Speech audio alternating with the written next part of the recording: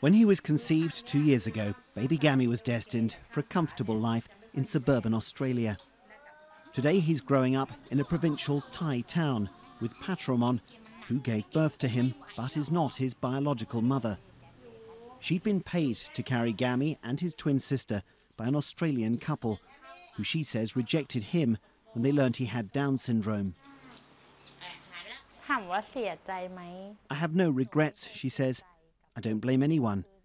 I see Gammy as a blessing. A charity has been set up in Australia to help support his upbringing in Thailand. It was the plight of this little boy which forced the Thai government to confront the brazenly commercial nature of what's become a baby trade here. They now try to tighten the law, but enforcement has always been a problem in Thailand, and the lure of the money to be made is still a big temptation. The full extent of Thailand's surrogacy business was exposed by the discovery of 12 babies, all fathered by one mysterious Japanese man.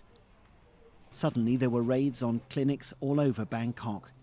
Babies were taken into state care.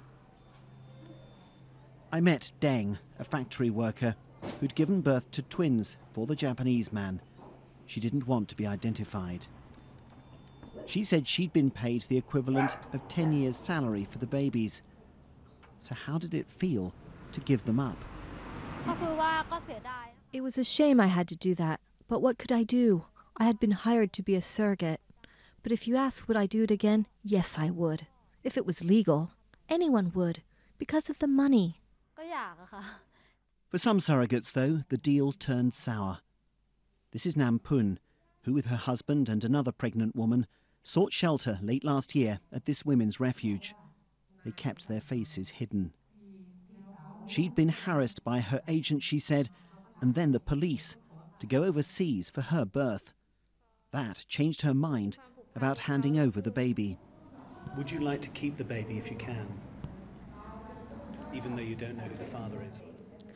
Yes. If they don't keep chasing me, I will love and take care of this baby. After staying here for a few days, Nampun and her husband left and disappeared. Perhaps back to her village. Nobody seems sure. By now, the stranger's baby she was carrying should have been born, hopefully to loving, if impoverished, parents. Jonathan Head, BBC News, Bangkok.